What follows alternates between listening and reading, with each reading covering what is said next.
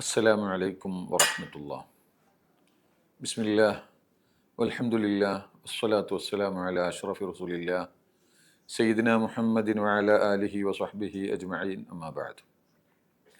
ബഹുമാനമുള്ള മുഅ്മിനീങ്ങളെ, SNEC വിദ്യാർത്ഥിനികളെ, അധ്യാപകന്മാരെ, പ്രിയപ്പെട്ട സുഹൃത്തുക്കളെ, അല്ലാഹു സുബ്ഹാനഹു വ തആല അനുഗ്രഹിച്ച് ബഹുമാനപ്പെട്ട പരിശുദ്ധ റമളാൻ മാസത്തിലേക്ക് നാം പ്രവേശിച്ചിരിക്കുകയാണ്. ആദ്യമായി എല്ലാവർക്കും റമളാൻ ആശംസകൾ നേരുന്നു. അല്ലാഹു സുബ്ഹാനഹു വ തആല അവൻ്റെ പൊരുത്തത്തിലായി ഈ മാസം പൂർണ്ണമായി ഉപയോഗപ്പെടുത്തി ഈമാനികമായ ഊർജം കൈവരിച്ചുകൊണ്ട് യഥാർത്ഥ മുത്തഖീങ്ങളുടെ പദവികളിലേക്ക് ഉയർന്ന് ഈ റമളാനിൽ നിന്ന് പുറത്തു വരാൻ അല്ലാഹു തൗഫീഖ് ചെയ്യുമാറാവട്ടെ. ഒരുപാട് റമളാനുകൾ അത് സംബന്ധിക്കുവാനും അതൊക്കെ ഉപയോഗപ്പെടുത്തുവാനുമുള്ള തൗഫീഖും അല്ലാഹു നമുക്കൊക്കെ നൽകി അനുഗ്രഹിക്കുമാറാവട്ടെ. ബഹുമാനികളെ, ഈ റമളാൻ മാസത്തെ സംബന്ധിച്ച് പറയുമ്പോൾ റമളാൻ എന്ന നാമം അത് വിശുദ്ധ ഖുർആൻ അംഗീകരിച്ചൊരു നാമമാണ്. റമളാൻ ഓരോ മാസങ്ങൾക്കും നാമകരണം നൽകപ്പെട്ടത് ആ മാസം അതിൻ്റെ കാലാവസ്ഥ, അത് നൽകപ്പെടുന്ന സമയത്തുള്ള കാലാവസ്ഥ ഇതൊക്കെ പരിശോധിച്ചിട്ടാണ് എന്നൊക്കെ അതുമായി ബന്ധപ്പെട്ട വിഷയങ്ങൾ പറയുന്നവർ പറഞ്ഞതായി നമുക്ക് കാണാൻ കഴിയും. എന്നാൽ വിശുദ്ധ ഖുർആൻ ഈ പ്രയോഗം നടത്തുമ്പോൾ അതിന് അതിൻ്റേതായ ഗൗരവവും അതിൻ്റേതായ പൊരുളുകളും ഉണ്ടാകും. അതിൽ പ്രധാനമായി നാം മനസ്സിലാക്കേണ്ടത് ഷഹ്റു റമളാൻ അല്ലദീ ഉൻസില ഫീഹിൽ ഖുർആൻ ഹുദൽ ലിന്നാസ് വബയ്യിനാത്തിൻ മിനൽ ഹുദാ വൽ ഫുർഖാൻ എന്നിങ്ങനെയാണ് വിശുദ്ധ ഖുർആൻ അതിനെ സംബന്ധിച്ച് പറഞ്ഞത്. അപ്പോൾ അത് ഖുർആനിൻ്റെ മാസമാണ്, അത് ഹുദയുടെ മാസമാണ്, ബയ്യിനാത്തിൻ്റെ മാസമാണ് എന്നൊക്കെ ഒരു പരിചയപ്പെടുത്തലാണ് അല്ലാഹു തആല ചെയ്തത്. അതിൻ്റെ താല്പര്യം, അതിൽ നിന്ന് നമുക്ക് മനസ്സിലാക്കാൻ കഴിയുന്ന വലിയ ഒരു പൊരുള്, മനുഷ്യൻ്റെ പാപങ്ങളെ നശിപ്പിച്ച് കളയുന്ന, കരിച്ചു കളയുന്ന ഒരു മാസമാണിത്. റമളാൻ എന്ന പദത്തിൻ്റെ ആ ഒരു ധാതുവിൻ്റെ അതിൽ ഒരു ചൂട്, കഠിനമായ ചൂട്, കരിയിക്കുന്ന അവസ്ഥ ഇതിലേക്കൊക്കെ സൂചിപ്പിക്കുന്നുണ്ട്. അപ്പോൾ പാപക്കറകളെ ഇല്ലായ്മ ചെയ്ത് ഉരുക്കിക്കളഞ്ഞുകൊണ്ട് മനുഷ്യനെ സ്ഫുടം ചെയ്തെടുക്കുന്ന ഒരു മാസമാണ് ഈ മാസം. അതോടൊപ്പം തന്നെ മനുഷ്യൻ്റെ പൈശാചികമായ ചിന്തകളെയും ദേഹേച്ഛകളെയും ഇല്ലായ്മ ചെയ്തുകൊണ്ട് അതിനെ അലിയിപ്പിച്ചു കളഞ്ഞ് ആത്മീയമായ ഊർജം പൂർണ്ണമായി പരമാവധി സംഭരിക്കാൻ ഉതകുന്ന മാസമാണ് ഈ മാസം. ഈ ഒക്കെ ഒരു അർത്ഥത്തിലാണ് അല്ലാഹു സുബ്ഹാനഹു വ തആല ആ പ്രയോഗം നടത്തിയത് എന്ന് ആ ആയത്തിൻ്റെ ബാക്കി ഭാഗങ്ങൾ ഓതി നോക്കുമ്പോൾ നമുക്ക് മനസ്സിലാക്കാൻ സാധിക്കും. പരിശുദ്ധ ഖുർആൻ ഈ റമളാൻ മാസത്തെ സംബന്ധിച്ച് പറഞ്ഞു, റമളാനിലെ നോമ്പിനെ സംബന്ധിച്ച് പറഞ്ഞു, വിവിധ ആയത്തുകളിൽ കാണാം. പ്രധാനമായും സൂറത്തുൽ ബഖറയിൽ ഈ ആയത്ത് നോമ്പ് നിർബന്ധമാക്കി എന്ന് പറയുന്ന ആയത്ത്, യാ അയ്യുഹല്ലദീന ആമനു കുതിബ അലൈക്കുമുസ് സിയാമു കമാ കുതിബ അലല്ലദീന മിൻ ഖബ്ലിക്കും ലഅല്ലക്കും തത്തഖൂൻ എന്നാണ്. ഇവർ ശ്രദ്ധേയമായൊരു വിഷയം, അല്ലാഹു സുബ്ഹാനഹു വ തആല നോമ്പ് നിർബന്ധമാക്കിയത് തഖ്വ നേടാനാണ് എന്ന ഒരു സൂചന അവിടെ നൽകുന്നുണ്ട്. ഈ സൂറത്തുൽ ബഖറയിലാണ് ഈ ആയത്തുള്ളത്. സൂറത്തുൽ ബഖറ തുടങ്ങുന്നത് തന്നെ അലിഫ് ലാം മീം ദാലിക്കൽ കിതാബു ലാ റൈബ ഫീഹി ഹുദൽ ലിൽ മുത്തഖീൻ എന്ന് പറഞ്ഞുകൊണ്ടാണ്. മുത്തഖീങ്ങൾക്ക് മാർഗദർശനം നൽകുന്നതാണ് വിശുദ്ധ ഖുർആൻ എന്ന് പറഞ്ഞുകൊണ്ടാണ്. പിന്നെ അവിടെ നിന്ന് കുറച്ചിങ്ങോട്ട് വന്ന് ആദ്യമായി അല്ലാഹു സുബ്ഹാനഹു വ തആല യാ അയ്യുഹന്നാസു ഉഅ്ബുദൂ റബ്ബക്കുമുല്ലദീ ഖലഖക്കും വല്ലദീന മിൻ ഖബ്ലിക്കും ലഅല്ലക്കും തത്തഖൂൻ എന്ന് പറയുന്നുണ്ട്. അള്ളാഹു മനുഷ്യരെ വിളിച്ചുകൊണ്ട് ഇബാദത്തെടുക്കാൻ പറയുന്ന ആദ്യത്തെ ആയത്താണത്. യാ അയ്യുഹന്നാസ്, ജനങ്ങളെ, ഉഅ്ബുദൂ റബ്ബക്കും, നിങ്ങളുടെ റബ്ബിനെ നിങ്ങൾ ആരാധിക്കണം, അല്ലദീ ഖലഖക്കും വല്ലദീന മിൻ ഖബ്ലിക്കും, നിങ്ങളെയും നിങ്ങളുടെ പൂർവികരെയും സൃഷ്ടിച്ച റബ്ബിനെ എന്ന് പറഞ്ഞുകൊണ്ട് അതിൻ്റെ താല്പര്യം അതെന്തിനാണ്? ലഅല്ലക്കും തത്തഖൂൻ, നിങ്ങൾ തഖ്വയുള്ളവരാവാൻ വേണ്ടിയാണ് എന്നാണ്.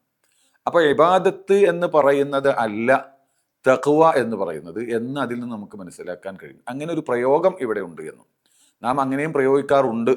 എന്നാൽ പരമമായ ഒരു അർത്ഥത്തിൽ പ്രയോഗിക്കുമ്പോൾ യഥാർത്ഥ അർത്ഥത്തിൽ ഉള്ള തഖ്വ എന്ന് പറയുന്നത് അത് ഇബാദത്തിൽ നിന്ന് നേടിയെടുക്കേണ്ടുന്ന ഒരു ഊർജമാണ്, ഒരു വിശേഷണമാണ് എന്ന് ആ ആയത്തിൽ തന്നെ അല്ലാഹു സുബ്ഹാനഹു വ തആല നമ്മെ പഠിപ്പിക്കുന്നുണ്ട്.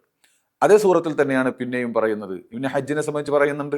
ഹജ്ജിനെ സംബന്ധിച്ച് പറയുന്നിടത്തും അല്ലാഹു സുബ്ഹാനഹു വ തആല ഇതേ പ്രയോഗം, ഈ ആശയമുള്ള പ്രയോഗം തന്നെയാണ് അല്ലാഹു സുബ്ഹാനഹു വ തആല പറയുന്നത്. കാരണം അതിലെന്താ പറഞ്ഞത്?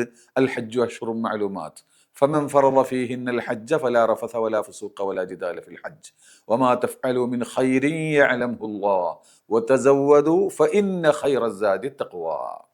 കണ്ടോ? അപ്പോൾ ഹജ്ജിനെ സംബന്ധിച്ച് പറഞ്ഞിട്ടും അവസാനിപ്പിക്കുന്നത് തഖ്വയുടെ കാര്യം പറഞ്ഞുകൊണ്ടാണ്.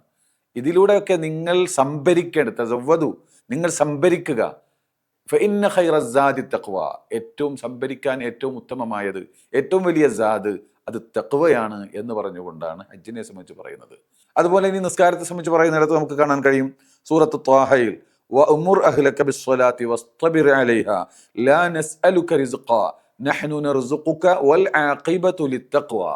നിസ്കാരത്തെ സംബന്ധിച്ച് പറയാണ് വഅ്മുർ അഹ്ലക ബിസ്സലാത്തി വസ്തബിർ അലൈഹാ, നിസ്കരിക്കണം, നിസ്കാരം കൊണ്ട് കൽപ്പിക്കണം, അതിനു വേണ്ടി ക്ഷമിക്കണം എന്ന് പറഞ്ഞിട്ടും പറയുന്നു എന്ത്?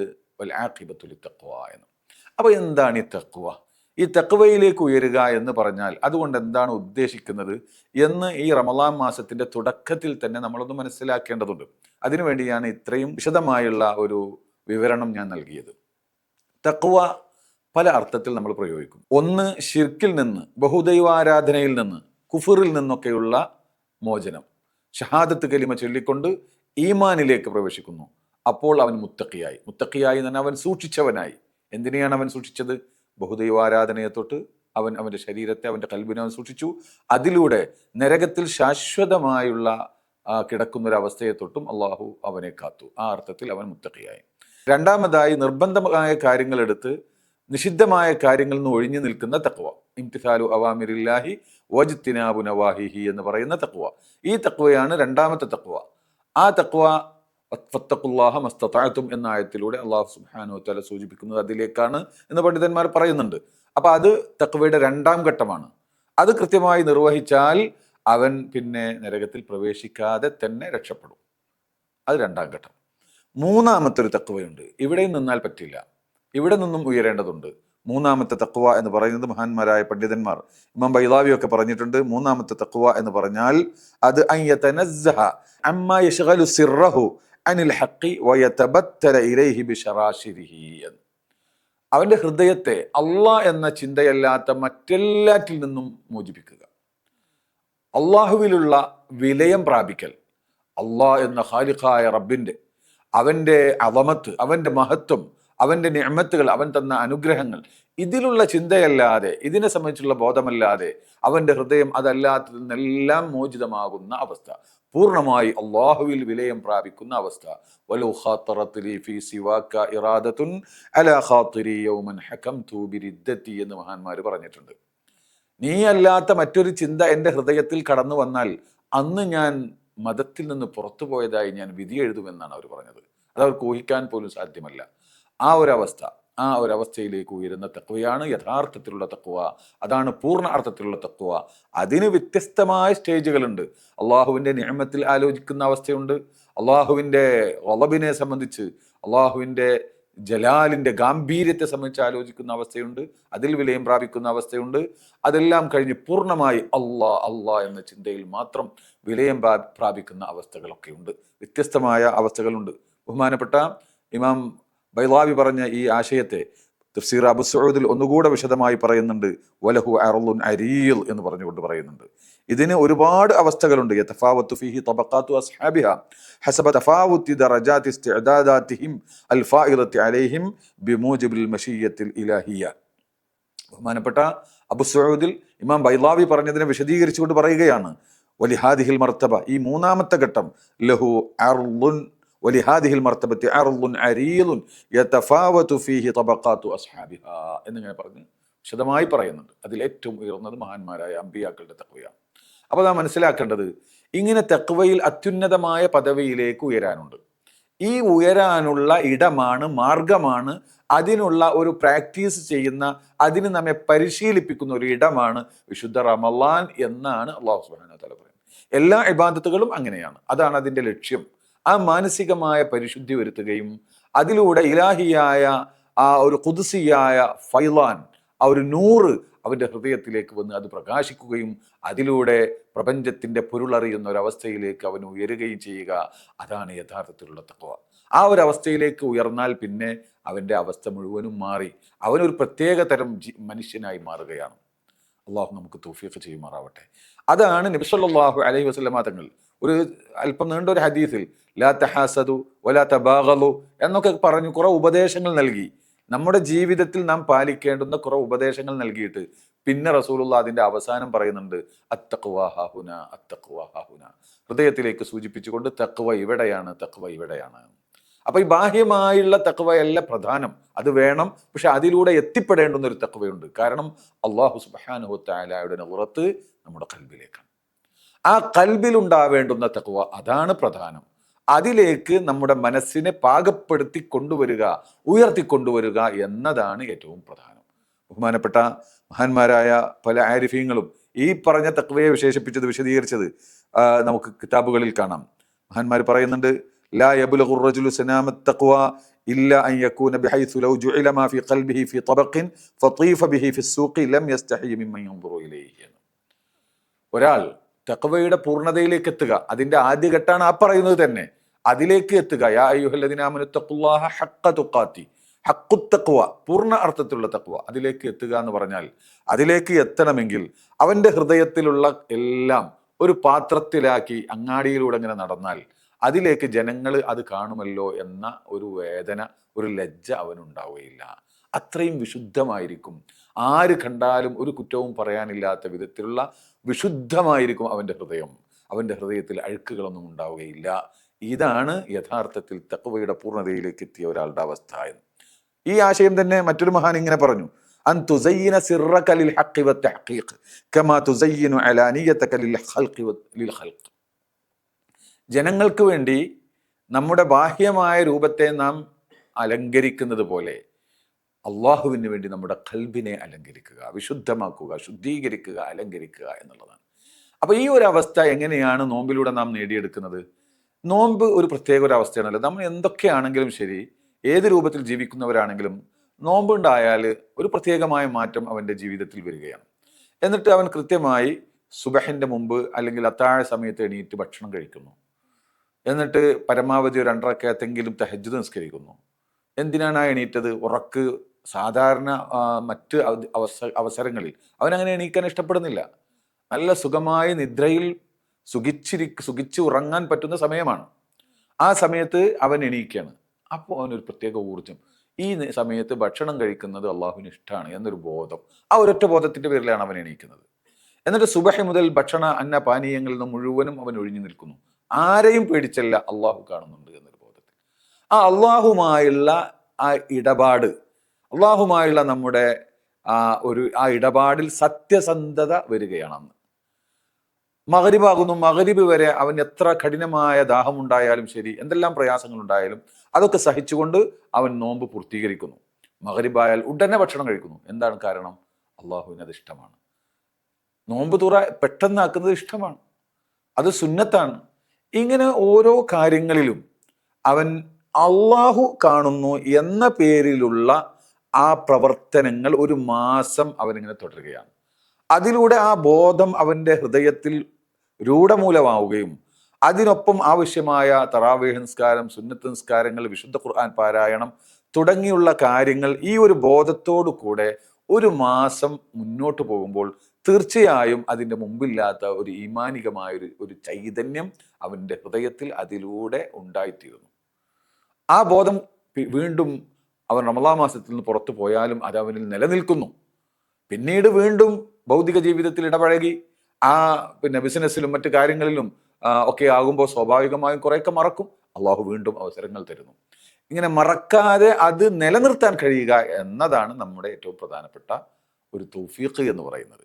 ഇത് നമുക്ക് നേടിയെടുക്കാൻ കഴിയണം. ഈ ചെയ്യുന്നതൊക്കെ ഈ ഒരു ശുഊറോടുകൂടെ അല്ലാഹു സുബ്ഹാനഹു വ തആല എന്നെ കാണുന്നു, കേൾക്കുന്നു, അവൻ്റെ സാമീപ്യം എൻ്റെ കൂടെയുണ്ട് എന്ന ബോധത്തോടു കൂടെ ഇപ്പറയുന്ന കാര്യങ്ങൾ നമ്മൾ ചെയ്യുമ്പോൾ സത്യസന്ധമായി, സിദ്ഖായി, സാദിഖീങ്ങൾ ആയും കൊണ്ട് അള്ളാഹുവിനോടുള്ള ആ ഒരു ഇടപാടുണ്ടല്ലോ, അതാണ് റമദാനിൽ ഉണ്ടാവേണ്ടത്.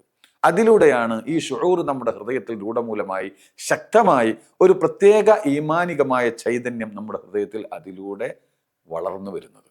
ഇതാണ് നാം അല്ലാഹു സുബ്ഹാനഹു വ തആല ഇതിലൂടെ ഉദ്ദേശിക്കുന്നത് എന്നാണ് ലഅല്ലക്കും തത്തഖൂൻ എന്ന് പറഞ്ഞതിലൂടെ അള്ളാഹുവിൻ്റെ റസൂൽ നമ്മെ പഠിപ്പിക്കുന്നത്. ഇത് സാധ്യമാവണമെങ്കിൽ, ഇതൊരു ചടങ്ങായി മാറരുത്. ഇതിന്റെ പൊരുൾ ഉൾക്കൊണ്ടുകൊണ്ട് സല്ലല്ലാഹു അലൈഹി വസല്ലം തങ്ങൾ പറഞ്ഞല്ലോ, മല്ലം യദ ഖൗല സൂരി വൽ അമല ബി, വേണ്ടാത്ത വാക്കും പ്രവൃത്തിയും ഉപേക്ഷിക്കുന്നില്ല എങ്കിൽ പിന്നെ അന്നപാനീയങ്ങൾ ഉപേക്ഷിക്കുന്നതിൽ വലിയ കാര്യമില്ല എന്ന് പറഞ്ഞല്ലോ. അപ്പൊ ഇതൊക്കെ ഇതൊരു സൂചന നൽകുകയാണ്. ഈ ഒരു ബോധം മറ്റ് സമയങ്ങളിൽ നമുക്ക് അനുവദിച്ച അന്നപാനീയങ്ങൾ റമളാനിന്റെ പകലിൽ ഒഴിവാക്കുന്നത് അള്ളാഹു ഇത് കാണുന്നു എന്ന ഒരൊറ്റ കാരണത്താൽ ആണെങ്കിൽ ആ ബോധം വീണ്ടും നിലനിൽക്കുകയും അത് ശക്തമാവുകയും നാം എന്തെങ്കിലും ഒരു ഹറാമ് കാണുമ്പോൾ, ഈ പെരുന്നാളിന്റെ അന്നാണെങ്കിൽ പോലും ഒരു ഹറാമിലേക്ക് ആരെങ്കിലും നമ്മെ ക്ഷണിക്കുമ്പോൾ അള്ളാഹു കാണുന്നു എന്ന കാരണത്താൽ അതിൽ നിന്ന് വിട്ടുനിൽക്കാനുള്ള ഊർജവും ആർജവും നേടിയെടുക്കണം എന്ന്. അങ്ങനെയായാൽ നമ്മുടെ നോമ്പ് സഫലമായി. അല്ലാത്ത പക്ഷം ആ ഒരു ശുഊർ വളർത്തിയെടുക്കാൻ നമുക്ക് കഴിഞ്ഞില്ല എങ്കിൽ അതിൻ്റെ യഥാർത്ഥ ഫലം, ഗുണഫലം അനുഭവിക്കാൻ നമുക്ക് കഴിയുന്നില്ല എന്നതായിരിക്കും അതിൻ്റെ തിക്തഫലം ഉണ്ടാവുക. അതുകൊണ്ട് അള്ളാഹുവിൻ്റെ അളമത്ത് മനസ്സിലാക്കുക. അള്ളാഹുവിൻ്റെ അസ്മാഉൽ ഹുസ്നയെ സംബന്ധിച്ച് അള്ളാഹുവിൻ്റെ ഇസ്മുകൾ ഉണ്ടല്ലോ, ആ ഇസ്മുകളുമായുള്ള അടുപ്പം വർദ്ധിപ്പിക്കുക. ഇതൊക്കെയാണ് ഇതിനുള്ള മാർഗങ്ങൾ. അതും നമ്മൾ മനസ്സിലാക്കണം. വിശുദ്ധ ഖുർആൻ ധാരാളമായി പാരായണം ചെയ്യുക. ഇസ്തിഗ്ഫാർ കൊണ്ട് പാപക്കറകളെ കഴുകി ശുദ്ധിയാക്കാൻ ശ്രമിക്കുക. അള്ളാഹുവിൻ്റെ ഇസ്മുകൾ നാം വിശ്വസിക്കുന്നു അള്ളാഹു സകലതും അറിയുന്നവനാണ് എന്ന്. നമ്മുടെ ഹൃദയത്തിന്റെ മിടിപ്പുകൾ അടക്കം അറിയുന്ന റബ്ബിലാണ് നാം വിശ്വസിക്കുന്നത്. പക്ഷെ ആ ഒരു വിശ്വാസത്തിനനുസരിച്ച് നമ്മുടെ പ്രവർത്തനങ്ങളെ ചിട്ടപ്പെടുത്താൻ പലപ്പോഴും നമുക്ക് കഴിയുന്നില്ല.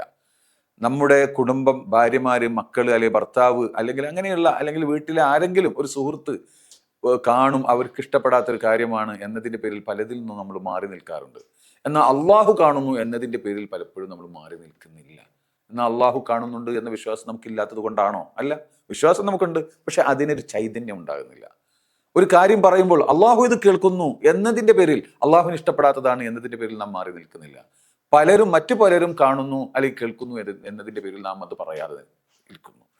യഥാർത്ഥത്തിൽ നമ്മുടെ ഹൃദയത്തിലുള്ള എല്ലാ കാര്യങ്ങളും അറിയുന്ന റബ്ബ്, അവൻ എത്ര വലിയ കാരുണ്യവാനാണ്. അതൊക്കെ അറിഞ്ഞുകൊണ്ടും അവൻ നമ്മളോട് എത്ര വാത്സല്യപൂർവ്വം, എത്ര സ്നേഹപൂർവ്വം, എത്ര കാരുണ്യപൂർവ്വമാണ് നമ്മളോട് സമീപിക്കുന്നതും നമ്മളോട് കാര്യങ്ങൾ പറയുന്നതും. നിങ്ങൾ നിരാശപ്പെടരുത്, നിങ്ങൾ ആത്മാർത്ഥമായി എന്നിലേക്ക് മടങ്ങൂ, ഞാൻ നിങ്ങളെ സ്വീകരിക്കാമെന്ന് പറയുന്ന റബ്ബല്ലേ. ആ റബ്ബിനെ ആ ഒരർത്ഥത്തിൽ അവൻ്റെ അസ്മാഉൽ ഹുസ്നയുടെ വിശദീകരണങ്ങളെ നാം ഉൾക്കൊണ്ടുകൊണ്ടുള്ള ഒരു ജീവിതം റമളാൻ മാസത്തിൽ ചിട്ടപ്പെടുത്താൻ ശ്രമിച്ചാൽ തീർച്ചയായും അതിൻ്റെ ഫലം വളരെ വലുതായിരിക്കും. അള്ളാഹുവിനെ അറിയുന്നിടത്തോളമാണ് ഇതിൻ്റെയൊക്കെ ഗുണഫലങ്ങൾ നമ്മുടെ ഹൃദയത്തിൽ ഉണ്ടാവുക. ബഹുമാനപ്പെട്ട നബി സല്ലല്ലാഹു അലൈഹി വസല്ലമ തങ്ങളായിരുന്നല്ലോ അള്ളാഹുവിനെ അറിഞ്ഞ ഏറ്റവും വലിയ മഹാൻ. ബഹുമാനപ്പെട്ട നബി സല്ലല്ലാഹു അലൈഹി വസല്ലമ തങ്ങളുടെ ജീവിതത്തെ സംബന്ധിച്ച് ആയിഷ ബീവിയോട് ചോദിക്കുന്ന ഒരു ഹദീസുണ്ട്. അത്താ റളിയല്ലാഹു തആല അൻഹു പറയണം, ഒരു ദിവസം ഞാനും ഉബൈദ് ബിൻ ഉമൈർ എന്നവരും ആയിഷ ബീവിയുടെ അരികിലേക്ക് കടന്നു ചെന്നു. പല കാര്യങ്ങളും പറഞ്ഞു. കൂട്ടത്തിൽ ഉബൈദ് ചോദിച്ചു ആയിഷ ബീവിയോട്, നബി സല്ലല്ലാഹു അലൈഹി വസല്ലം തങ്ങളുടെ ജീവിതത്തിലെ ഏറ്റവും മനോഹരമായ അല്ലെങ്കിൽ ഏറ്റവും അത്ഭുതകരമായ ഒരു കാര്യം പറഞ്ഞു തരൂ എന്ന് പറഞ്ഞു. അപ്പോൾ ബഹുമാനപ്പെട്ട മഹദി പറഞ്ഞത്, റസൂലുള്ളാഹി സ്വല്ലല്ലാഹു അലൈഹി വസല്ലം തങ്ങളുടെ കാര്യങ്ങൾ മുഴുവനും അത്ഭുതമായിരുന്നു. അതിലേതാണ് ഞാൻ പ്രത്യേകം എടുത്തു പറയുക എന്ന് എനിക്കറിയില്ല എന്ന് പറഞ്ഞുകൊണ്ട് പിന്നെ പറഞ്ഞു, എനിക്ക് കുറച്ച് സമയം മിണ്ടാതിരുന്നതിന് ശേഷം പിന്നെ പറഞ്ഞു, റസൂലുള്ളാഹിയുടെ ജീവിതത്തിൽ എന്നെ വല്ലാതെ സ്വാധീനിച്ച ഒരു സംഭവം ഉണ്ടായി. ഒരു ദിവസം രാത്രി, അന്ന് എൻ്റെ രാത്രിയായിരുന്നു, ആ ദിവസം എന്നിലേക്ക് കടന്നു വന്നു. എന്നിട്ട് യാ ആയിഷ എന്നോട് പറയാൻ, റബ്ബി, ഇന്ന് നിന്റെ രാത്രിയാണ്, പക്ഷേ എനിക്കിന്ന് അങ്ങനെ ഒരു ജീവിതത്തിൽ, അങ്ങനെയുള്ള ഒരു സുഖത്തിന്, ഒരു മാനസികമായി ഞാൻ ഇന്ന് തയ്യാറല്ല. ഇന്ന് എനിക്ക് പൂർണ്ണമായി ആ രാത്രി മുഴുവനും അള്ളാഹുവിൻ്റെ ഇബാദത്തിലായി മുഴുകാൻ ഞാൻ ഇഷ്ടപ്പെടുന്നു. അതുകൊണ്ട് നീ എനിക്ക് സമ്മതം തരണമെന്ന് ബഹുമാനപ്പെട്ട നബി സല്ലല്ലാഹു അലൈഹി വസല്ലം തങ്ങളുടെ ആ ഒരു കുടുംബത്തോടുള്ള ആ കടപ്പാട് വെളിവാക്കുന്ന ആ ഒരു വാക്ക്, അതിൽ തന്നെ എത്രയോ നമുക്ക് പഠിക്കാനുണ്ട്. അപ്പോൾ ഏറ്റവും ഇഷ്ടപ്പെടുന്ന, ഏറ്റവും എല്ലാവർക്കും മാതൃകയായ ബഹുമാനപ്പെട്ട മഹദി ആയിഷ ബീവിയുടെ മറുപടി എന്താ? ഇന്നി ഉഹിബ്ബു ഖുർബക, അങ്ങ് എൻ്റെ അരികിൽ ഉണ്ടാവണമെന്നാണ് ഞാൻ ഇഷ്ടപ്പെടുന്നത്, അങ്ങയുടെ സാമീപ്യം ഞാൻ ഇഷ്ടപ്പെടുന്നു. എന്നാൽ എൻ്റെ ഇഷ്ടത്തെക്കാൾ അങ്ങയുടെ ഇഷ്ടത്തെയും ഞാൻ ഇഷ്ടപ്പെടുന്നു, അതുകൊണ്ട് അങ്ങ് ഇഷ്ടം പോലെ ചെയ്തോളൂ എന്ന്. എന്തൊരു മനോഹരമായ മറുപടി! കുടുംബജീവിതത്തിൻ്റെ ആണിക്കല്ല് ഈ ഒരു പരസ്പരമുള്ള ഈ സ്നേഹവും പരസ്പര ബഹുമാനവും പരസ്പരം അറിഞ്ഞുകൊണ്ടുള്ള പെരുമാറ്റമാണ്. ബഹുമാനപ്പെട്ട നബി സല്ലല്ലാഹു അലൈഹി വസല്ലം തങ്ങൾക്ക് സമ്മതം കൊടുത്തു. അവർ നിസ്കരിക്കാൻ തുടങ്ങി, ഒളു എടുത്ത് നിസ്കരിക്കാൻ തുടങ്ങി. നിസ്കരിച്ച് കണ്ണുനീരിങ്ങനെ പൊഴിച്ച് ബഹുമാനപ്പെട്ട ആയിഷ ബീവി റളിയല്ലാഹു തആല അൻഹ പറയാണ്, സുബഹി ബാങ്ക് കൊടുക്കുന്നത് വരെ നിസ്കാരത്തിലായിരുന്നു, സുജൂദിലായിരുന്നു, എത്രയോ മണിക്കൂറുകൾ സുജൂദിലായിരുന്നു. അങ്ങനെ ആ സ്ഥലം ബഹുമാനപ്പെട്ട നബി സല്ലല്ലാഹു അലൈഹി വസല്ലമ തങ്ങൾ സുജൂദിൽ കിടന്നിരുന്ന, ആ നിസ്കരിച്ചിരുന്ന സ്ഥലം കണ്ണുനീര് കൊണ്ട് തളം കെട്ടി നിൽക്കുന്ന അവസ്ഥയാണ് ഞാൻ കണ്ടത് എന്ന്. അപ്പോൾ ഞാൻ ചോദിച്ചു, ഇത്രമാത്രം പ്രയാസപ്പെടുന്നത് എന്തിനാണ്, ഇങ്ങനെ കരയുന്നത് എന്തിനാണ്, അങ്ങക്ക് അള്ളാഹു എല്ലാം പുറത്തു തന്നതല്ലേ, അഥവാ അങ്ങ് പാപ സുരക്ഷിതരല്ലേ എന്ന് ചോദിച്ചപ്പോൾ, അഫല അക്കൂനു അബ്ദൻ ഷക്കൂറ, ഞാൻ അള്ളാഹുവിന് നന്ദിയുള്ള ഒരു അടിമയാവേണ്ടേ ആയിഷ എന്നാണ് ബഹുമാനപ്പെട്ട നബി സല്ലല്ലാഹു അലൈഹി വസല്ലം തങ്ങൾ പറഞ്ഞത്. അള്ളാഹുവിൻ്റെ മഹത്വം അറിയുമ്പോൾ അതാണ് യഥാർത്ഥത്തിൽ ഉണ്ടാകുന്ന അവസ്ഥ. ആ മഹത്വത്തിൻ്റെ മുന്നിൽ നാം ഒന്നുമല്ലാതെയാകുന്നു. അവൻ ചെയ്തു തന്ന അനുഗ്രഹത്തിൻ്റെ മുന്നിൽ നാം ലജ്ജിക്കേണ്ടി വരുന്നു. നാം ഒന്നും അങ്ങോട്ട് ആവശ്യപ്പെടാനില്ല. അവൻ ചെയ്ത നന്മകൾക്ക് നന്ദി ചെയ്യാൻ പോലും നമുക്ക് സാധ്യമല്ല എന്ന ബോധം നമുക്കുണ്ടാകുന്നു. ഇവിടെയാണ് നമ്മുടെ തഖ്വയുടെ വളർച്ച. ഇതിലൂടെയാണ് നമുക്ക് നേടിയെടുക്കാൻ സാധിക്കുക. ഇവിടെയാണ് നമ്മുടെ വിജയം. അതുകൊണ്ട് എൻ്റെ പ്രിയപ്പെട്ട വിദ്യാർത്ഥിനികളോട് പ്രത്യേകമായി എനിക്ക് പറയാനുള്ളത്, നിങ്ങൾ എല്ലാവരും, നമ്മളൊക്കെ അള്ളാഹു ഭാഗ്യം ചെയ്ത ആളുകളാണ്. ഈമാൻ കൊണ്ട് ഭാഗ്യം ചെയ്ത ആളുകളാണ്. ഇൽമു കൊണ്ട് ഭാഗ്യം ചെയ്ത ആളുകളാണ്. എൻ്റെ പ്രിയപ്പെട്ട വിദ്യാർത്ഥിനികൾ, അതിൻ്റെ കൂടെ നിൽക്കുന്ന രക്ഷിതാക്കൾ, അതുപോലെ നമ്മുടെ ഉസ്താദുമാർ, അള്ളാഹു നമുക്ക് വലിയ ഭാഗ്യമാണ് ചെയ്തത്. ബഹുമാനപ്പെട്ട സമസ്ത കേരള ജമിയത്തുൽ ഉലമയുടെ കീഴിൽ ഈ മഹത്തായ പ്രസ്ഥാനം, ഈ വിദ്യാഭ്യാസ സംവിധാനം 3 വർഷം കൊണ്ട് അത് നേടിയതൊക്കെ കുറേയൊക്കെ നിങ്ങൾക്ക് മനസ്സിലാക്കാൻ കഴിഞ്ഞു. ഇനി അതിൻ്റെ ഗുണഫലങ്ങളൊക്കെ അനുഭവിക്കേണ്ടത് നിങ്ങളാണ്. ഇൻഷാ അള്ളാഹ് ലോകാടിസ്ഥാനത്തിൽ തന്നെ ജാമിഉൽ അസ്ഹറുമായി പോലും പല വിഷയങ്ങളും സംസാരിച്ചു വെച്ച ഈ സന്ദർഭത്തിൽ, അതൊക്കെ നിങ്ങൾ അറിഞ്ഞ ഈ സന്ദർഭത്തിൽ, ബഹുമാനപ്പെട്ട സമസ്ത കേരള ജമിയത്തുൽ ഉലമയുടെ ആ ഒരു ശക്തിയും മഹത്വവും ഒക്കെ ലോകം അറിഞ്ഞ ഈ സന്ദർഭത്തിൽ അതിൻ്റെ ഭാഗമായി നിൽക്കുന്ന നിങ്ങൾ അതിനൊക്കെ നന്ദിയുള്ളവരാവുക. ഈ സമയം അതിന് പ്രത്യേകിച്ചും ഇത് ഖുർആനിൻ്റെ മാസമാണ്. വിശുദ്ധ ഖുർആൻ പാരായണത്തിന് ഉപയോഗപ്പെടുത്തണം. അതോടൊപ്പം ഹിഫ്ള്, കുറച്ചെങ്കിലും ഹിഫ്ളാക്കാൻ, ഒരു ജുസ് എങ്കിലും ഒരു വർഷം നമ്മൾ ഹിഫ്ളാക്കിയാൽ, അല്ലെങ്കിൽ 2 ജുസ് എങ്കിലും ഹിഫ്ളാക്കിയാൽ അതിൻ്റെ ഗുണം എത്രയാണ്. ഖുർആൻ അല്പം പോലും ഖൽബിലില്ലെങ്കിൽ അവൻ്റെ ഖൽബ് വിജനമായ ഖറാബായി കിടക്കുന്ന ഒരു വീട് പോലെയാണ്. ഖറാബായി കിടക്കുന്ന വീട്ടിലേക്ക് ആരെങ്കിലും കയറുമോ? അതിൽ അലങ്കാരമില്ല, അതിൽ സൗകര്യങ്ങളില്ല. അതിൽ പിന്നെ കയറുക നായയും പട്ടിയും പാമ്പും തേളും ഒക്കെ ആയിരിക്കും. ഈ അവസ്ഥയായിരിക്കും പൈശാചികമായ കടന്നുകയറ്റത്തിൻ്റെ ഇടമായി നമ്മുടെ ഹൃദയം മാറും. അതുകൊണ്ട് ഹൃദയത്തിൽ ഖുർആൻ എത്ര കണ്ടുണ്ടോ അത്ര കണ്ടാണ് ഖുർആൻ നമ്മുടെ ഖൽബിൻ്റെ അലങ്കാരം, അതിൻ്റെ വിശുദ്ധി, അതിൻ്റെ കാവൽ, അതിൻ്റെ സുരക്ഷിതത്വം എന്നൊക്കെ നമ്മൾ മനസ്സിലാക്കണം. അതോടൊപ്പം തന്നെ നമ്മുടെ വിദ്യാർത്ഥിനികൾ, തെൻവീർ എന്ന പേരിൽ ഈ കോഴ്സ് നേടിയ വിദ്യാർത്ഥിനികൾ, നമ്മുടെ പണ്ഡിത വനിതകൾ, അവർ നടത്തുന്ന തെൻവീർ എന്ന് പറയുന്ന സ്ത്രീകൾക്ക് മാത്രമായുള്ള കോഴ്സ് ഇവിടെ നടത്തപ്പെടുന്നുണ്ട്. അതുപോലെ സെനായികളായ നമ്മുടെ പണ്ഡിതന്മാരും ആ രൂപത്തിലുള്ള ക്യാമ്പുകൾ നടത്താൻ പോകുന്നു. ഇതിലൊക്കെ ഭാഗവാക്കാവുകയും മാത്രമല്ല, ഓരോരുത്തരും പഠിക്കുന്ന വിദ്യാർത്ഥികളും അവരവരുടെ സ്ഥലങ്ങളിലും പ്രദേശങ്ങളിലുമൊക്കെ എൽമിയായ, സമൂഹത്തിന് ഉപകരിക്കുന്ന നല്ല നല്ല കാര്യങ്ങളിൽ ഏർപ്പെടുക. ഒരു 10 മിനിറ്റെങ്കിലും റമളാൻ തറാവീഹിൻ്റെ ഒക്കെ ശേഷം ജനങ്ങൾക്ക് ഉപദേശം നൽകുക. അതിൽ ആരെങ്കിലും ഒരാൾ എന്തെങ്കിലും ഒരു നന്മ സ്വീകരിച്ചാൽ അത് മാത്രം മതിയായിരിക്കും ഒരുപക്ഷെ നമ്മുടെ വിജയത്തിന്. ഇതൊക്കെ മനസ്സിലാക്കുക. അതോടൊപ്പം ഇൻഷാ അള്ളാഹ് നമ്മുടെ അടുത്ത വർഷത്തെ അഡ്മിഷൻ ക്യാമ്പയിൻ ആരംഭിച്ചിരിക്കുകയാണ്.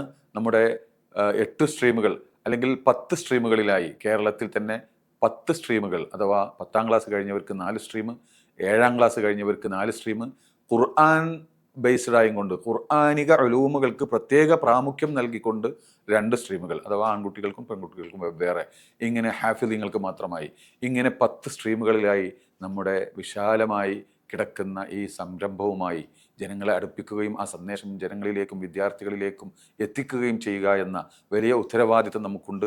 അത് നിങ്ങളെ ഓർമ്മപ്പെടുത്തുകയാണ്. അള്ളാഹുവിനോട് ആത്മാർത്ഥമായി ദുആ ചെയ്തുകൊണ്ടിരിക്കുക. അള്ളാഹു സുബ്ഹാനഹു വ തആല നമ്മുടെ പ്രവർത്തനങ്ങളൊക്കെ ഖബൂൽ ചെയ്യുകയും അതിലൊക്കെ ഖൈറും ബറക്കത്തും നൽകുകയും നന്മകൾക്ക് കൂടുതൽ തൗഫീഖ് നൽകുകയും ചെയ്യുമാറാവട്ടെ എന്ന് ദുആ ചെയ്യുന്നു. നിങ്ങളൊക്കെ ദുആ ചെയ്യണമെന്ന് വസിയത്ത് ചെയ്യുന്നു. അസ്സലാമു അലൈക്കും വറഹ്മത്തുള്ളാഹി.